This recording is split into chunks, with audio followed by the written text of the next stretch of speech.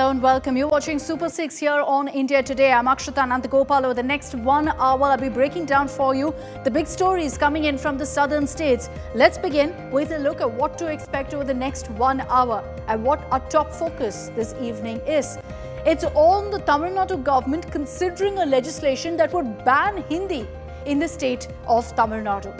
Now, when India Today broke the story this morning, there was massive outrage and a massive debate on social media that's forced the government to rethink this legislation. And so the government now said, we're hitting the pause button. There's a larger question, however, to be asked here on why language politics, even today, is the biggest talking point in Tamil Nadu. Shouldn't we be focusing on development, on investment and so much more?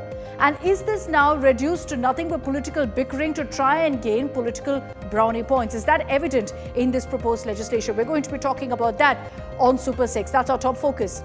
Also coming up on the show at 6:30 p.m. Speaking of investments, we do a comparison of each state with the AI Google hub coming Andhra's way. There's a fierce contest that's broken out between Karnataka and Andhra Pradesh on which state is doing better than the other as far as attracting investors is concerned. And amid that, in Tamil Nadu too, there's a controversy over Chief Minister Stalin's claim that Foxconn is investing more, and reports suggesting that Foxconn has denied the same. This is the kind of competition that we want to see among the southern states on who is doing better, who's getting more investments. And that's what we're talking about at 6:30 this evening. I'm Akshita Nandagopal. Let's begin this broadcast with the top headlines. Late night NDA seat sharing drama in Bihar. Kushwaha miffed over Maua seat going to LJP. Says all is not well within the NDA. Tejaswi files nomination from Raghopur as Lalu and Rabdi Devi accompany.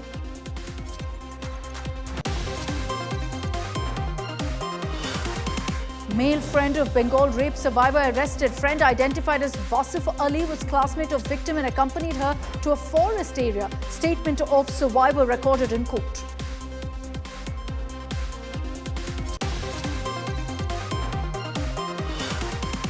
Haryana top cop's family relents 9 days after suicide. IPS Puran's family allows post-mortem after court issued notice to IPS officer's wife.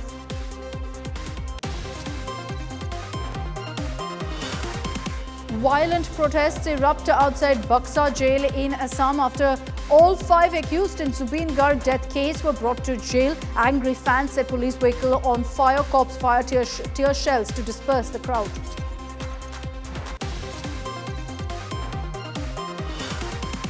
Big India Today impact after Stalin government declares war on Hindi. Sources say DMK government to stall anti-Hindi bill. Stalin government had proposed to ban Hindi in Tamil Nadu.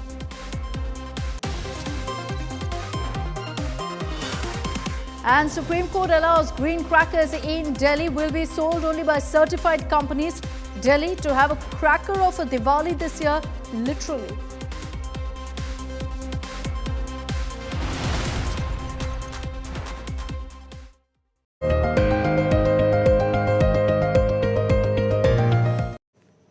And our top focus on Super 6 is a proposal that was pitched by the DMK government to bring about a legislation that bans Hindi in the state of Tamil Nadu.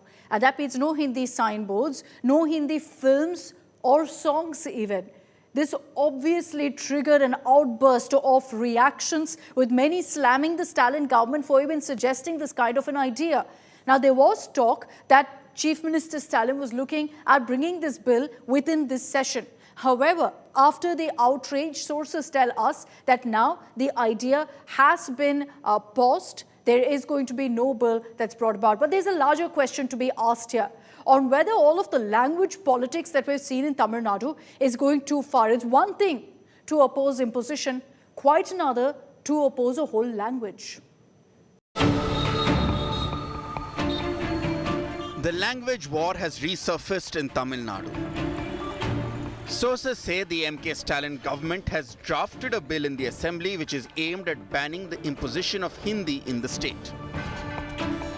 After India Today's scoop sparked a massive political outrage, it seems that the Tamil Nadu government has now backpedaled on its intention, with sources indicating that the bill has now been put on hold. But the larger fault lines over language remain in the state.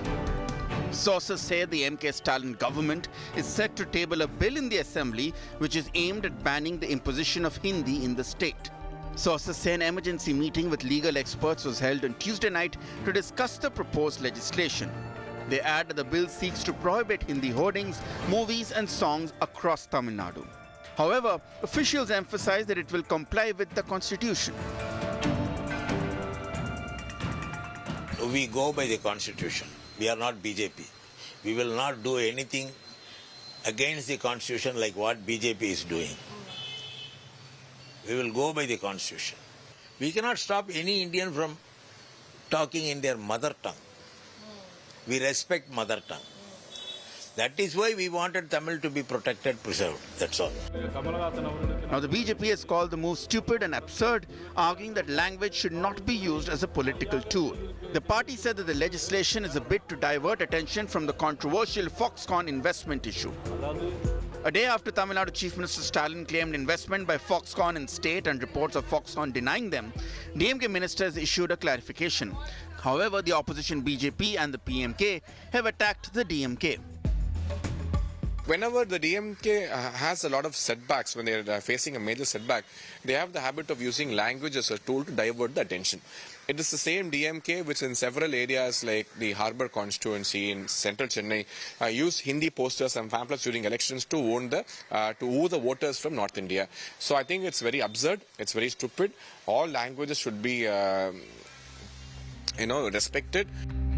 In March this year, the Stalin government had replaced the national rupee symbol with the Tamil letter RU in the 2025-2026 state budget logo.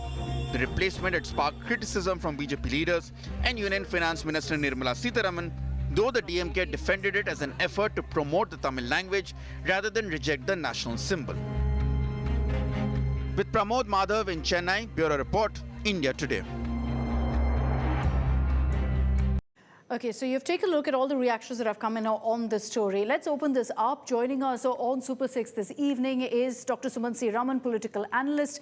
We also have A. Saravanan, spokesperson of the DMK, and Raghav Avasthi, political analyst and advocate. Thank you all very much for your time. Mr. Saravanan, I'd like to begin with you.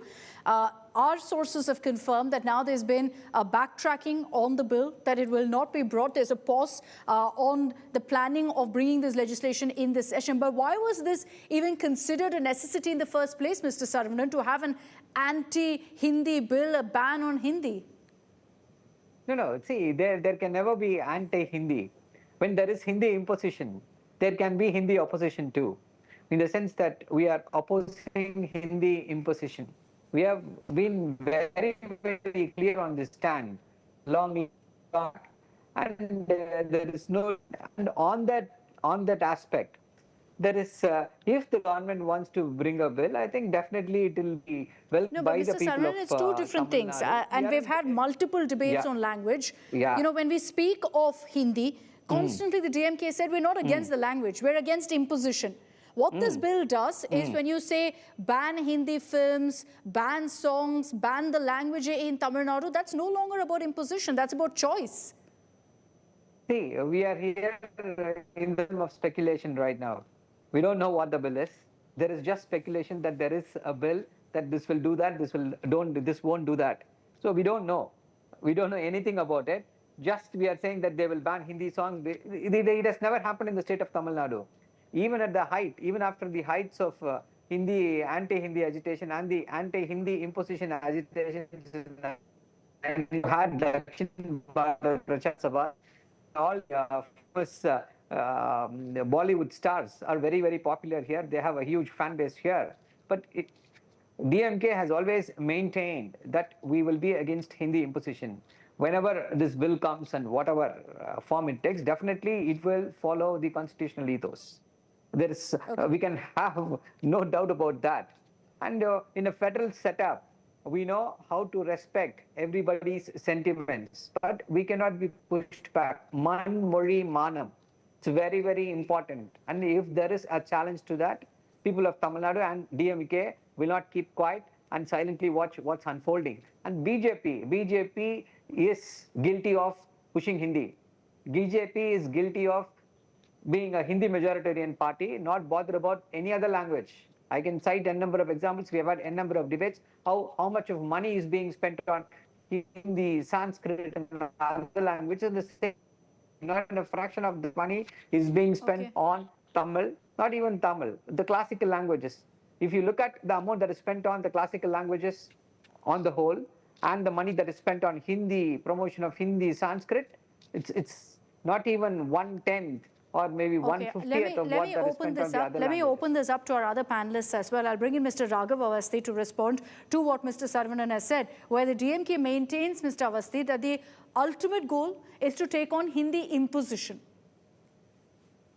Yeah, so my sense is only this: as far as imposition is concerned, there is absolutely no language that can or should be imposed. Having said that, I very firmly believe that the 22 odd official languages that we have in India cannot be put in silos at all. Ramayana was written, the story of Ram was written by Tulsidas in Hindi, and it was written by Kamb in Tamil. So we cannot put them in silos. And I also don't feel that this charge that the BJP is a Hindi majoritarian or Hindi majoritarian party is correct. The BJP has in fact made quite a few inroads in the southern states lately, politically. And I think Kannada has been recently accorded status of an official language. Of course, Kannada is not Tamil.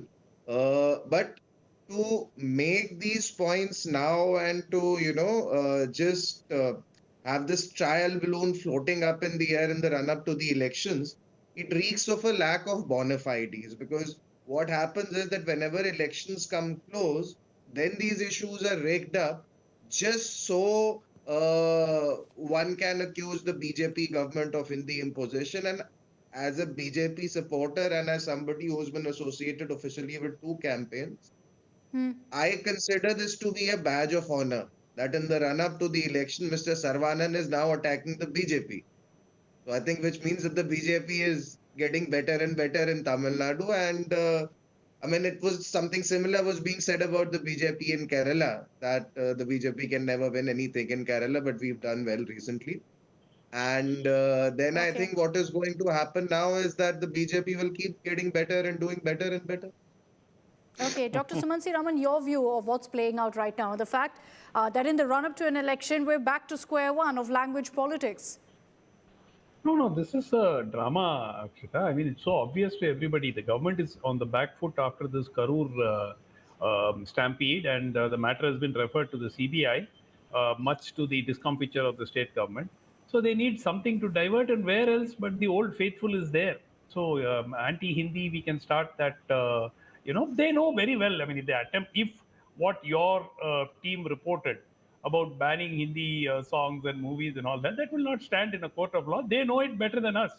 It is just a drama because, you see, they have understood how emotional people can be and how they can be fooled. So this is basically nothing but a method to pull wool over people's eyes, divert attention from the key issue, which is the Karur issue. Look, constitutionally, how can you ban a Hindi movie or a Hindi song in any state? Or any language movie or song? Blanket bans cannot hold. I mean, they know that better than us. So I don't think we should give it. I think the oxygen that is being given is the oxygen of publicity, which is the reason for which this is being done. And then there may be some backtracking. You remember, Akshita, many governments with 6 months, 8 months to go for an election, they will give a reservation, increase the reservation percentage beyond 50%. Now, they know very well once it goes to And Supreme then it's Court, blocked. it's shut down. Yeah. But they will do it because it's more a political stunt. So this is again nothing but a stunt. And I think that if at all it actually happens, it is not going to be valid in a court of law. They know it better than us. Mr. Saravanan, is this all about optics, about reigniting the language war, making it Hindi versus Tamil in the run-up to an election? See, Akshita, this is just a straw man argument. That, this is what it is. Can you ban Hindi? When you impose Hindi, why cannot be banned? That is the question we need to ask. You can't impose any language on anybody. And If you look at the past, see from 2004 to 2014, this issue did not arise. We were not crying horse over what has happened. I can cite n number of examples how the BJP has imposed Hindi on us, and it is an ongoing process. Even now, after making such hue and cry, there is not even a single scheme announced by the union government which is in any other regional language. Leave Tamil. No, the Not in any BJP other regional constantly language. argues that they invest in the Tamil language. The Prime Minister spoken of it previously also, Mr. Saravanan. That is the biggest joke. When the Prime Minister speaks that, he has got Tamil in his heart, Tamil in his every cell, that is the biggest joke the Prime Minister can make. He is mocking the people of Tamil Nadu and mocking Tamil when he does not have the heart to spend money. Not even a fraction of money that is spent for the other language. Again, everything boils down to this. How much money are you spending for this language? That is the question you need to ask. When that question is asked, all of them will vanish in thin air. And the other aspect, what we are suggesting is that we are taking this issue now. No, we are not taking this issue. Every action will have an equal and opposite reaction. We are forced to take this issue because the BJP is imposing erstwhile competitive No, so examinations. the answer to imposition you're saying is a ban. It's a ban on a language. See, when you impose, why can't it be a ban? We'll have to wait. The government knows that we'll have to wait. If the bill comes, what will be there in the bill? And it is, see, we know, we have got enough examples. We have competent people to draft a bill which will ensure that it will stand the constitutionality test. It will pass the muster in courts. We know what to do. But the question is this, is it started by us? No. Because we don't have to worry about anything. We have good governance. We have schemes which has been copied by the BJP across the country. And they are saying, oh, this is Karur. Karur is bothering everybody. Karur, we are not bothered. Let Supreme Court, CBI investigate or FBI investigate. The truth will come out. Every single moment is recorded there. And it is the BJP. Now, the TVK has gone and fallen into the lap of the BJP. And much to the chagrin of the political analysts, so-called analysts and all other people, we are happy with what's happening around. We are not going to be bothered about by all these things. Okay, so you're saying it's not a distraction tactic in any way, that this is a counter to the imposition of Hindi. Raghav Avasthi, your response. Just a moment, Akshita. Yeah, go ahead, Mr. Saravanan. No, Mama, actually, 10 more seconds. Yeah, see, again, this thing is this. We don't need to distract people from anybody because we are not lacking from lack of good governance. We have delivered on all the promises. And Tamil Nadu's economic growth is pegged at 11.9%, which is not made possible by even the great administrator, Mr. Modi. He was not able to deliver that to Gujarat or to India. We have been able to do that. And okay, Raghav Avasthi, your response to what Saravanan is saying, that essentially this is a response to imposition of a language. So the answer, the counter is going to be a ban. And secondly, questions about whether the BJP is invested enough in Tamil language. There is absolutely no question of any imposition. As I said, constitutionally and otherwise, all the official languages in this country, including Tamil, Kannada, Odia, Bengali, have equal status. Yes, there are two official languages as far as the union is concerned. But otherwise, there is absolutely no question of any discrimination. And ultimately, perhaps Mr. Saravanan will also admit it if I meet him off camera. People learn languages that are economically expedient for them to learn. So if there are Tamilians who are getting, because of their skills, if there is a Tamilian who's become an IS officer and he's moved to Uttar Pradesh or Bihar, then he's going to learn Hindi or she's going to learn Hindi. If there is an Odia person who's posted in Tamil Nadu, then he or she will have to learn Tamil. So there is absolutely no language can be imposed upon anybody. No, but it can in educational institutions. It can very much happen, Raghav Avasthi, that you impose Hindi in learning, which is one of the biggest bones of contention. As far as educational institutions are concerned, I will be very candid about it. If there are opportunities that are opening up, if in case a youngster from Tamil Nadu learns Hindi, then he or she should not be influenced by any propaganda whatsoever. And I think vice versa also applies, right? Like if you're sitting in Delhi and you feel that you might be able to get a good job in Germany, you should learn German, irrespective of whether it is taught in schools or not. Yeah, that's so I think this imposition debate is completely misplaced. It probably belongs to the 1960s, when the whole country was not that economically integrated, the means of travel were not so widespread, and it actually took 2 days to travel from Delhi to Chennai. Now the whole country, the levels of connectivity are so high, not just Delhi and Chennai, but smaller Okay. urban centers are also now so closely connected that this debate doesn't hold any salience anymore. 60 Okay, years from now, today we have I'll bring I'll in complete, Dr. I'll Sum. complete. Yeah, I will yeah. complete, I'll just complete. Today we have a situation where a Kannada movie like Kantara, which is about, of course, I will repeat, Kannada is not Tamil. A Kannada movie like Kantara, which has absolutely nothing to do, which is about a really local deity, right? Which is Yeah, yeah. concentrated in which is worshipped in a very concentrated form in one particular area of Karnataka. That movie is a hit across the country. And I will be very honest, had occasion to travel to Chennai many times. I used to participate in this festival called IIT Sarang. And I have seen the kind of craze, as Mr. Sarvanan rightly pointed out, for Hindi movie stars like Shah Rukh Khan. I've actually sat in a movie theater in Chennai, I forget the name, and there were people who were cheering for Shah Rukh Khan. I think No, and it that's was something Mr. Swadesh or Sarvanan somebody has like agreed that. with also, that there is a So fanfare I for it. think Look, as far as this bill Mr. goes, Sarvanan is also smiling. Let me complete. This is playbook from the Yeah. 1960s, and all of us commend Tamil Nadu for the stellar economic growth. It is actually a very good thing that Tamil Nadu is growing economically. hmm, And of course, with Tamil Nadu, the rest of the country will also grow. Tamil Nadu is a manufacturing state. Of course, labor perhaps comes from the Hindi speaking states. So this state chauvinism or linguistic chauvinism is irrelevant these days. I have lived, worked, so represented clients from Mr. across the Saravanan, I'm country. running out of time. I'm running out of time. Mr. Yeah. Saravanan, is this an outdated narrative that's being brought back? Is there no place for talk of this language versus that right now? See, this is not about this language versus that language. I have pointed out a number of instances. This is not a narrative which belongs to the 1960s. Narrative is right here. If you look at what Mr. Amit Shah is speaking, there is a method to that madness. Take English, bring in Hindi. We are saying English should be there. Their idea is to do away with English.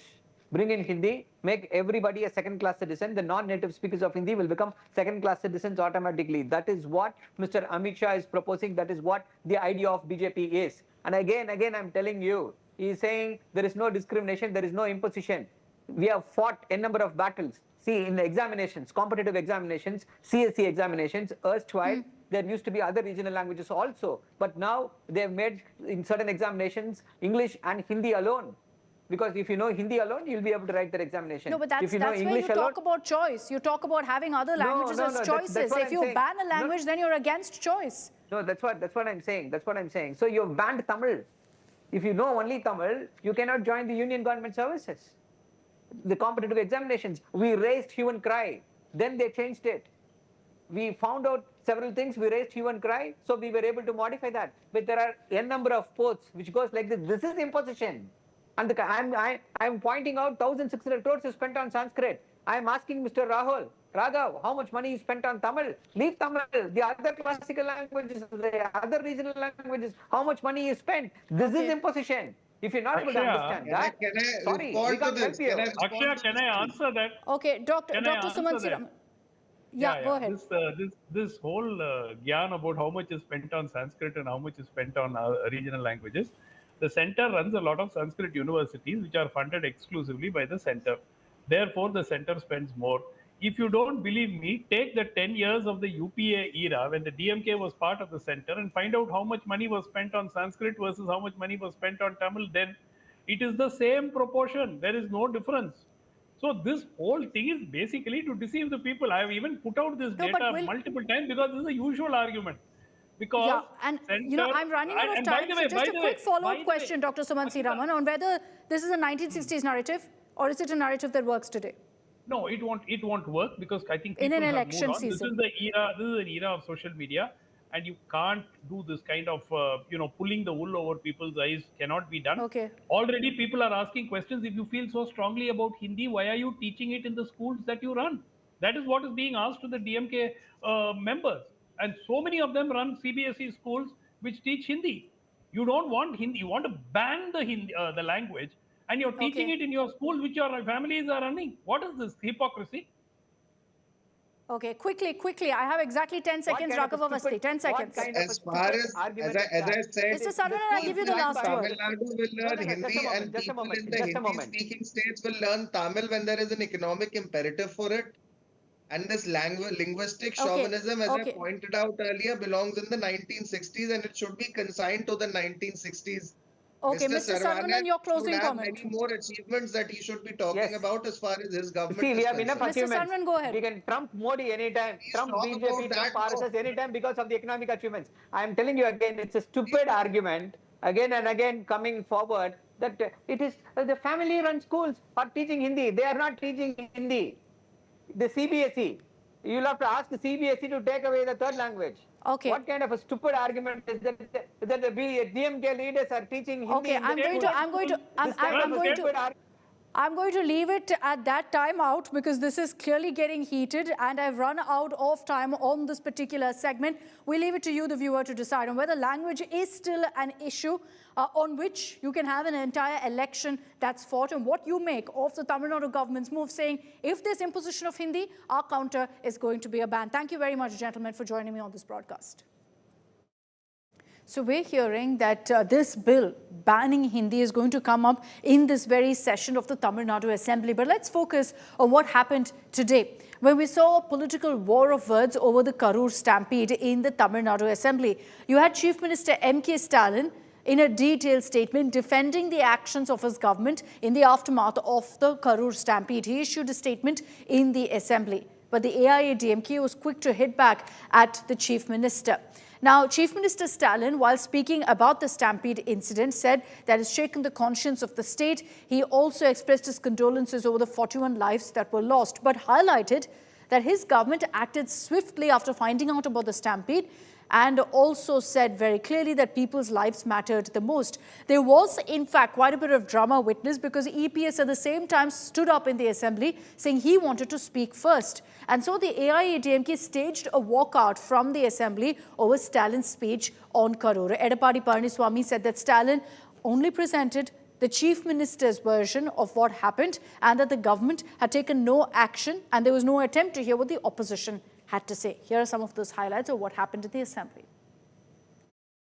Karur மாவட்டத்தில் நிகழ்ந்த துயர சம்பவம் குறித்து மாண்புமிகு எதிர்க்கட்சித் தலைவர் உள்ளிட்ட அனைத்து கட்சிகளைச் சார்ந்த பல்வேறு உறுப்பினர்கள் விதி 56 கீழ் ஒத்திவைப்பு தீர்மான அறிவிப்பும் இது தொடர்பாக அனைவரும் பேசுவதற்கு முன்பாக அரசு எடுத்துள்ள நடவடிக்கைகள் எடுக்க கருதியுள்ள வழிமுறைகள் குறித்து இந்த பேரவைக்கு முன்வைக்க விரும்புகிறேன். ஏன் மாண்புமிகு எதிர்க்கட்சி தலைவர் உறுப்பினர்கள் பேசிய பின்னர் அதுதான் சொல்றேன். இல்ல நீ உட்காருங்க, பதில் சொல்ல எல்லாருக்கும் வாய்ப்பு. உங்க கேள்வி இல்ல, தயவு செய்து உட்காருங்க. அவை முன்னவர் ஒரு நிமிஷம் பேசிய பிறகு உட்காருங்க. தலைவாசி இது தொடர்பாக அனைவரும் உரையாற்றுவதற்கு வாய்ப்பு உண்டு. அந்த வாய்ப்பை சபாநாயகர் வழங்குவார் என்று நான் நம்புகிறேன். நிச்சயம் வழங்கப் போகிறார். Who's the real Dakshin king of investment? Andhra Pradesh, of course, has scored a Google AI hub. Karnataka is facing the pressure. There have been questions about whether Karnataka is losing out to Andhra Pradesh, to which the Karnataka government has squarely hit back, saying there's no comparison even.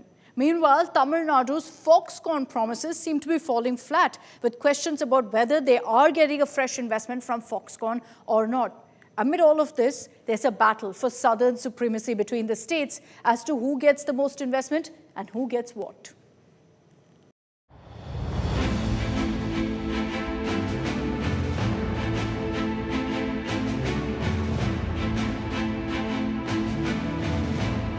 Amid Andhra Pradesh getting a historic Google tie-up for an AI hub, the focus is now on neighbouring south states too.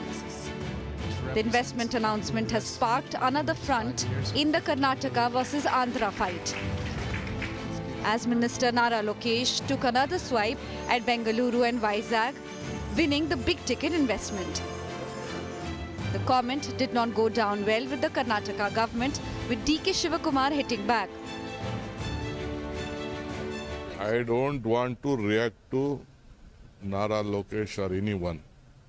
You can't match Karnataka, Bangalore. Let they do whatever they want, let them market, let they do whatever, let central government also help. But there is no match to Bangalore in this entire country. The investment has also sparked a fierce competition between both states, with Karnataka ministers now taunting Andhra too.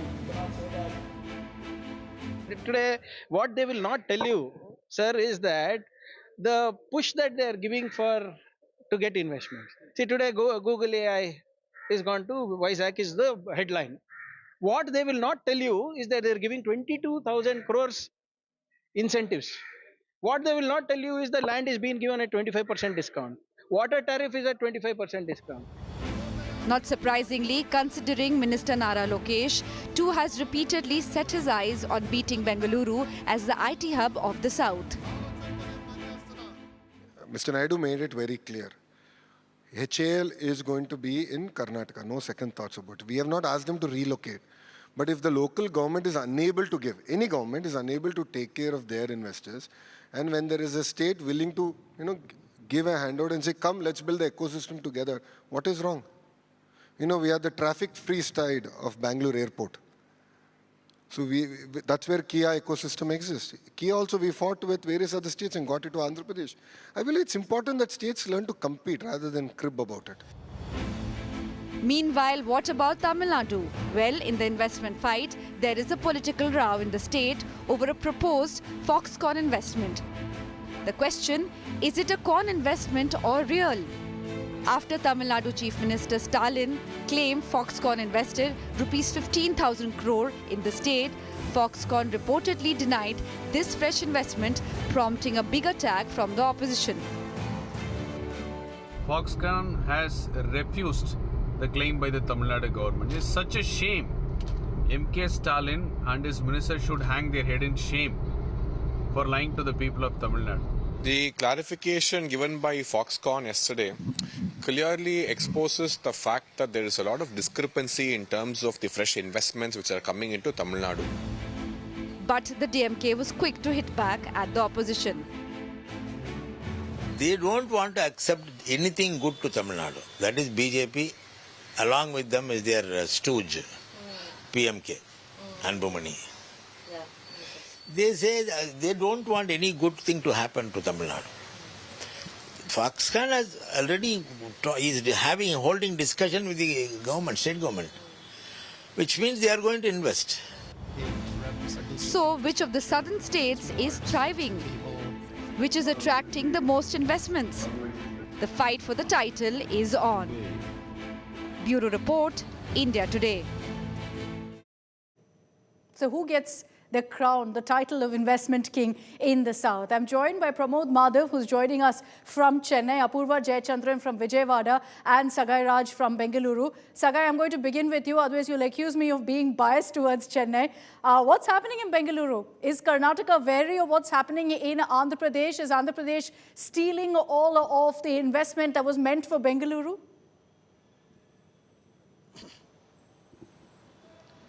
See, Andhra Pradesh is a new state and they are giving incentives to get these kind of companies. And according to our IT Minister Priyank Kharge, when we questioned him why you allowed Google AI to go, they are giving around 22,000 crores of incentives to establish Google AI. And you don't require those kind of incentives to give from Karnataka and Bengaluru because there are plenty of companies, thousands of companies which is already established here and home to many of these companies. So they are giving 100% reimbursement of state GST, and they are also giving around 25% discount on the land rate, 25% discount on the water and electricity. And Karnataka definitely, which already has so many companies, will not try to appease these companies with these kind of incentives. And probably that is one of the reasons. Google Hub is a big deal, Sagai. I'm sure you have to concede it's a big deal. If Bengaluru got it, it would have been a game changer. So these concessions are working. Of course, it's a big deal. Of course, it's a big deal, but definitely when end of the day, when the company have to see what all the incentives that they are getting, and they have given better than any other state, not only Karnataka. There were options from Chennai, Kerala, and as well as Telangana, but they chose Andhra Pradesh because the incentives was better than all these other states, and that is the reason they chose that. And definitely, as I told you earlier, that Karnataka cannot afford these kind of incentives. Yes, they can attract business. There are other incentives which has been offered, and definitely a city like Bengaluru, which is a cosmopolitan city, which has huge talent. Definitely, many companies always choose Bengaluru over any other cities. But when it comes to this kind of setup, they have gone with Andhra Pradesh. And even if you notice that there is a huge AI city which will be established in Ramnagara area, where the government have allocated the land, and they will be coming up with an AI city where most of the companies will establish there, and it is going to be a capital of AI in South Bengaluru. Okay, so you're saying no problem. We already have an AI capital. Karnataka has enough. Apurva, as a result of freebies, as a result of concession, Andhra Pradesh is getting these kind of investments. What do you have to say to that?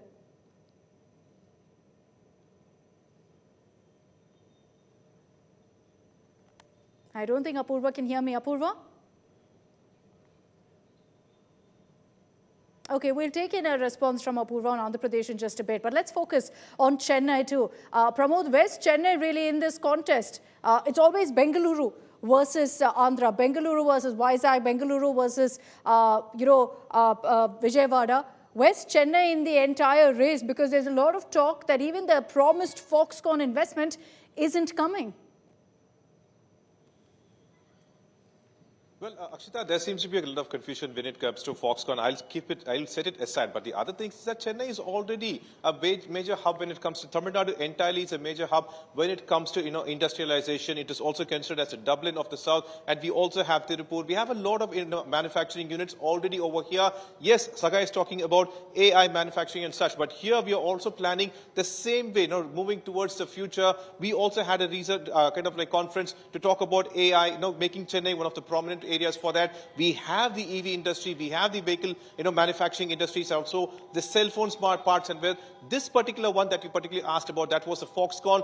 While Foxconn says that no recent deals have been constituted, Tamil Nadu government wants to say that it was a deal on the pipeline for a long time, but 15,000 crores as promised will come, and 14,000 jobs will be created. So it is about a healthy competition between Karnataka and Tamil Nadu, and of course, Sagai will have rebuttals, but I'm trying to say is that in the state of Tamil Nadu, we are also providing them with a proper platform to get their raw materials. We have a vast coastline that is, Chennai port, the massive Chennai port as well. So we have easily available raw materials and such. We have export, import, easy way to do that. So that is why Tamil Nadu specifically is preferred by major companies, Akshita.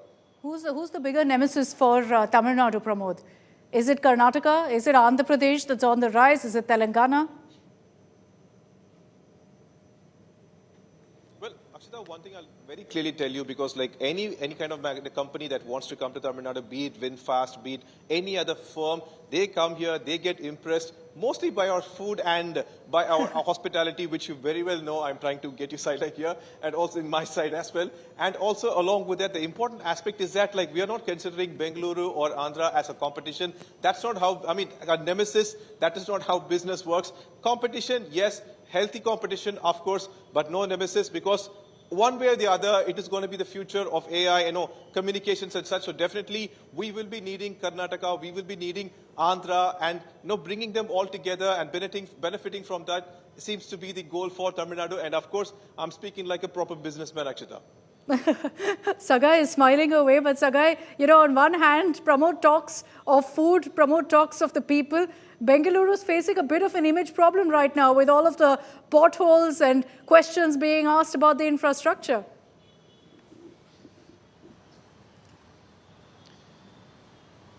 See, Bengaluru is not only IT capital, it is a breakfast capital of India. And talking about the infrastructure, you know very well that the government is responding to all those grievances expressed by technocrats. You can speak to the government, you can talk to the ministers, you can tweet every single day. Even if a small pothole, even a garbage on the street, you can tweet and ministers respond to you. That is the kind of syndicate that ministers and the politicians have with the technocrats as well as the citizens. And the politicians are more vocal here in Karnataka. That is a plus point for you, because you cannot take these bureaucrats and other agents in between if you have to establish. Talking about Foxconn, Foxconn has the second largest manufacturing unit after China. It has already established here in Bengaluru, and they manufacture iPhones here in Bengaluru and supplying across the world. So this clearly shows that whether you talk or you still want to establish your contact and bring a Foxconn to your city or state, it's a secondary. We already have everything. And we have established government. Even if you can bet on this, Akshita. If you want to talk to a minister, it is easy for you here in Karnataka. If you want to establish a business, you don't have any kind of agents who will allow you to go, who will stop you or who will not allow you. It is easy for you to get an access, and you can avoid a lot of corruption in that place. So they have single window where you can go ahead and talk to them, get incentives, establish your company. It is not like that in many states. If you notice, I don't know who you're taking a jibe at, Sagai. I don't know who you're taking a jibe at, but I will not fall for the bait of breakfast capital and get into a heated dosa debate. Apurva is back with us. Apurva, Andhra, youngish state, facing off against two veterans. And I'm not talking about Sagai and Pramod. I'm talking about Tamil Nadu and Karnataka. You know, Sagai made a point that the reason Andhra Pradesh is getting these investments is because of freebies, because of concessions. How does Andhra Pradesh government really respond to that kind of criticism that comes their way, that the only reason these investments are coming is because your state is offering all these doles? Well, Akshita, forget being veterans. The most important part is being the newest state and the youngest state in southern India and in India as well. We've done what, Bengaluru or Karnataka and other states have been wanting to. That is bringing in one of the largest companies, AI tech hubs, second after the US, into Visakhapatnam and especially in Andhra Pradesh. Yes, you can talk about infrastructure and all things that is great in, say Karnataka, or the food debate that Pramod wants to sideline into in Tamil Nadu. But let's face it, be it food, be it the coastline, or be it even infrastructure, there is nothing that has stopped Andhra Pradesh investments from coming into Andhra Pradesh. That's the, the reality of the fact is that we have the cake and we are eating it too. And I think that's the, proof of the pudding that lies there as well. We have the investments, we have a team that is committed to working for it. The government here, especially led by Andhra Pradesh Chief Minister there, Nadu Naidu, and IT Minister there, Lokesh, is trying to see we can get in what kind of investments we want, be it be it infrastructure wise, we are pothole free city, we are a traffic free city, and more importantly, we have a vast coastline, vertically and horizontally as well, which helps the state in terms of investments, be it right from the corner of Visakhapatnam, where Google is setting up its over $15 billion worth of AI hub there, or be it right in a space city that is being set up in Tirupati. We have the entire coastline that is up for investments, and Andhra Pradesh being the youngest state, it is offering incentives. What's wrong in offering incentives as long as the state believes in a speed of doing business? And I think ultimately we've shown that we have the ease as well as the speed in getting the best. Yeah, that's a strong pitch. You can tell that my colleagues feel very, very strongly about the states that they represent and the states that they cover. Food, culture, infrastructure, investment. Who's really the king of all this? I'll let the viewers decide. I'm sitting comfortably in Delhi, so I don't need to take a stand. I'm far away from these states right now. But Pramod, Sagai and Apurva, thanks very much for joining us.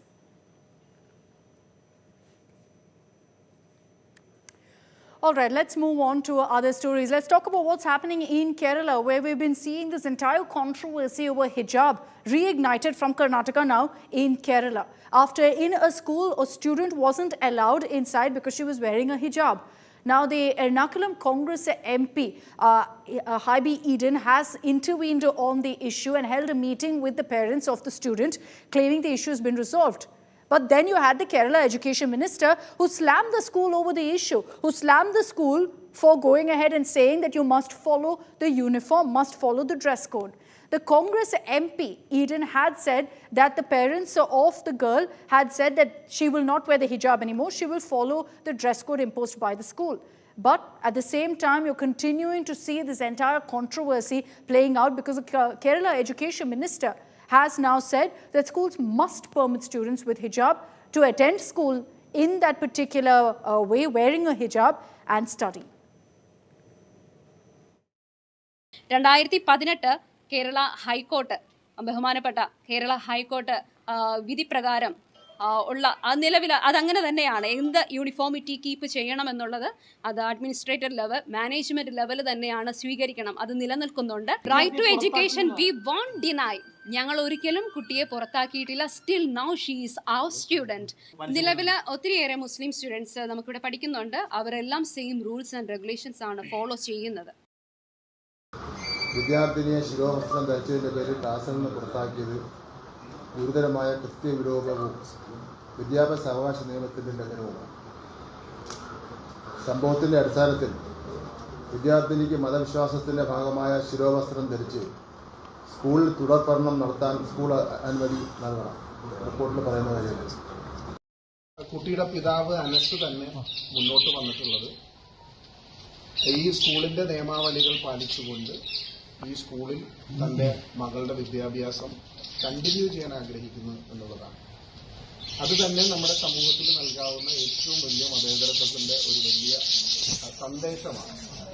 ഞാൻ നേരത്തെ പറഞ്ഞല്ലോ, അനാവശ്യമായ സാമൂഹ്യ മാധ്യമങ്ങളിലൂടെ വർഗീയ ഭിന്നിപ്പുണ്ടാക്കാൻ വേണ്ടി ശ്രമിക്കുന്ന ഒരുപറ്റം ആളുകൾ. വ്യക്തിപരമായി എനിക്കെതിരെ നടക്കുന്നത് കുഴപ്പമില്ല, അത് ഞാൻ കൈകാര്യം ചെയ്തോളാം. പക്ഷേ നമ്മുടെ സമൂഹത്തെ വേർതിരിക്കാൻ ശ്രമിക്കുന്നത് ഒരു കാരണവശാലും അംഗീകരിക്കാൻ സാധിക്കില്ല. പ്രധാനപ്പെട്ട സിസ്റ്റേഴ്സ് എല്ലാം എഇയോടെയും ഡിഒയുടെ ഒക്കെ കോൺഫറൻസിൽ പങ്കെടുക്കുന്നുണ്ട്. അവരെ കാണാൻ സാധിച്ചില്ല. ബാക്കി എല്ലാ ആളുകളെയും കണ്ടു. അനസ് കുട്ടിയുടെ പിതാവ് ആയിട്ട് സംസാരിച്ചു. അവരെല്ലാം ഈ ഒരു വിഷയത്തിൽ ഒരു സെൻസിറ്റീവായ ഒരു രീതിയിലുമുള്ള കമന്റുകളോ ഇടപെടലുകളോ നടത്താൻ ഉദ്ദേശിക്കുന്നില്ല. അതുകൊണ്ട് തന്നെ അവരുടെ സ്വമേധയായിട്ടുള്ള അവരുടെ So clearly the controversy over hijab continuing and spilling over from Karnataka to Kerala. But it's unfortunate because of all the politics, you're seeing this issue continuing to snowball when reportedly a compromise has already been worked out and the girl's family has said she will continue to go to the school without wearing a hijab. All right, that's all we have time for in this edition of Super 6. Thanks very much for tuning in.